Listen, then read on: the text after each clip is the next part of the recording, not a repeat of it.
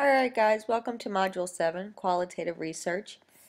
Up until this point we've talked about quantitative research, quantitative data, um, and that focuses on looking at numbers, and those numbers mean something. Well, the other aspect of research is qualitative research or qualitative data, and it focuses on words. So, as this first line says, there's more to research than just numbers. There are words too.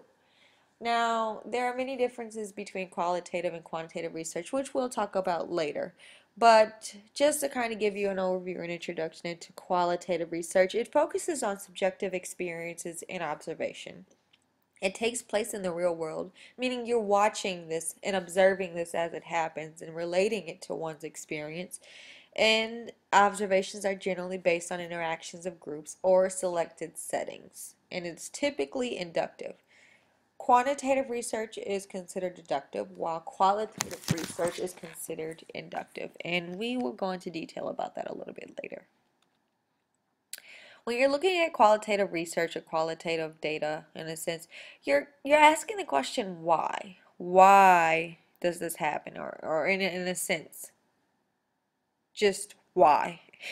You're interpreting behavior and you're understanding the meaning of the behavior and behavior within that experience. The samples are generally smaller and it provides insight into complexity and depth of issues while explaining phenomena. So we're looking past what we see.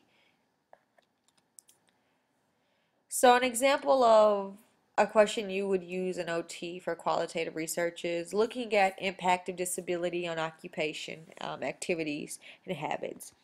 It's important to note that qualitative research is still fairly new within OT, but that does not make it less important at all. As a matter of fact, it's emerging as a very important tool, and it will be used a lot more within the field. So it definitely is growing, and it's important to know the difference between the two and when to use one or the other. So let's look at an example of a question we would look at using qualitative research within OT. So consider the question of what factors affect adherence to adaptive device use.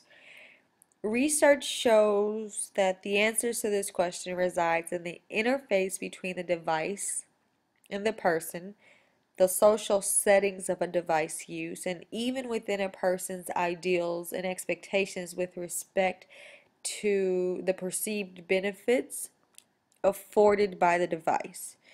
Research also shows that adaptation of environments can dramatically alter the need for um, assistive devices.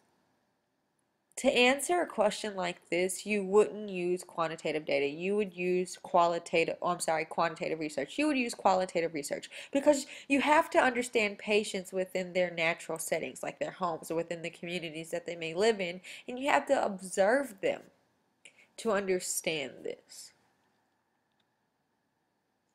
So, some features of qualitative research. Um, it's again a huge part of what we do in qualitative research will be based off observations, and you're comparing the views.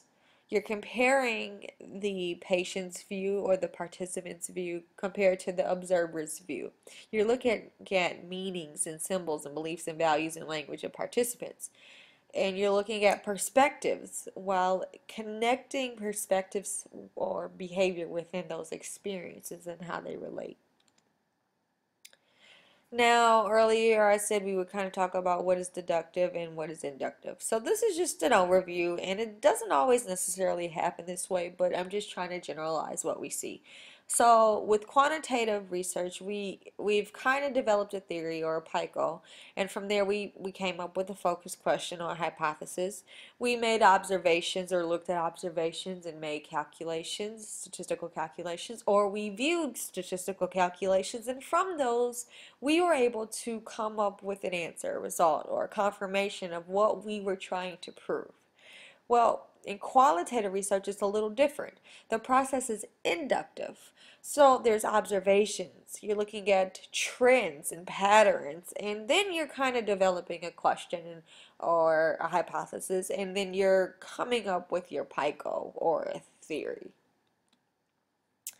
So let's look at qualitative methods. When you're using qualitative designs, you're trying, or I'm sorry, when you're using a qualitative designs, you've accepted the fact that the variables that you're looking at cannot be quantified. Okay? You're studying groups of processes, and the basis of the research may be simply to understand something. And with that being said, when you're deciding which one to use, you have to understand what you're looking at. What are you trying to study? With qualitative research, you're looking at individuals in groups, and you're looking at settings, and you're looking at aspects of each. And then you're also looking at whether it's interventional groups or demographic groups, just types of groups in general and the settings that they're placed in. So there are three types of sampling that are generally used within qualitative research. Those include um, quota, snowball, and purposive sampling. So what are these? Well, the first one, purposive sampling, is one of the most common sampling strategies that you will see. Groups participants according to pre-selected criteria relevant to a particular research question. Okay?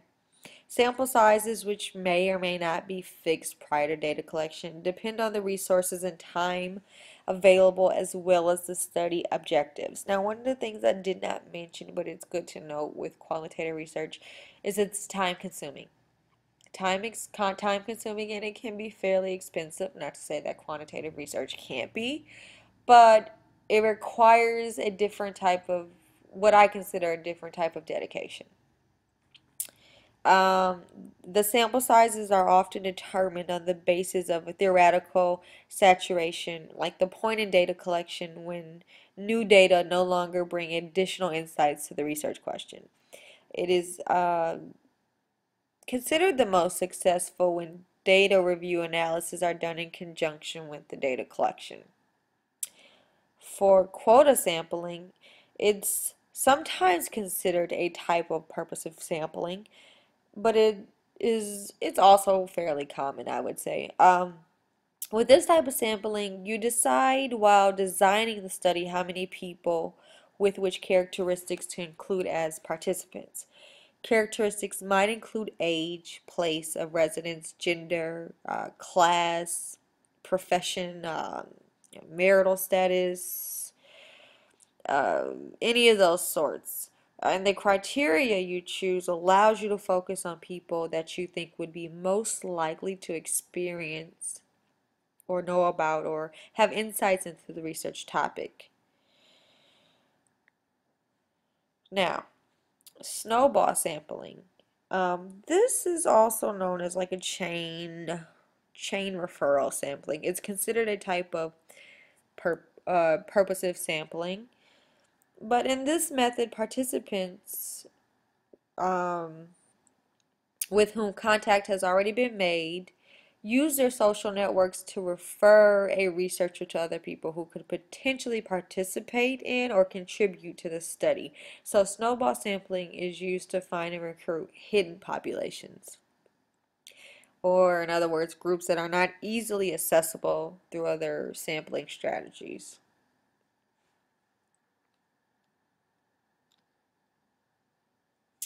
Now, there are a variety of methods or strategies that can be used with qualitative research.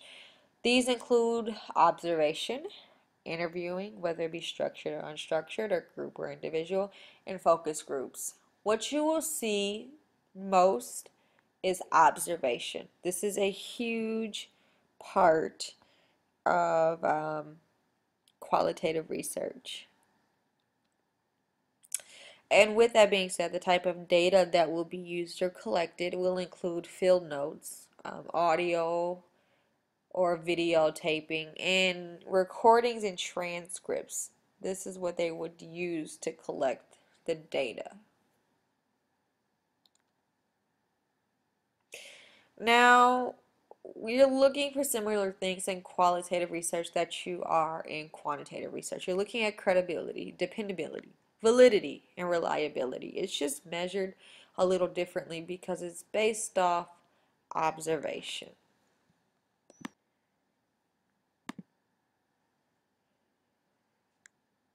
Sorry, the screen kind of popped up. Let me go back to the slide that we were on. I don't know why it keeps doing this. I apologize. Oh, that's fine because I keep pressing from the beginning. Okay, so actually this is our last slide.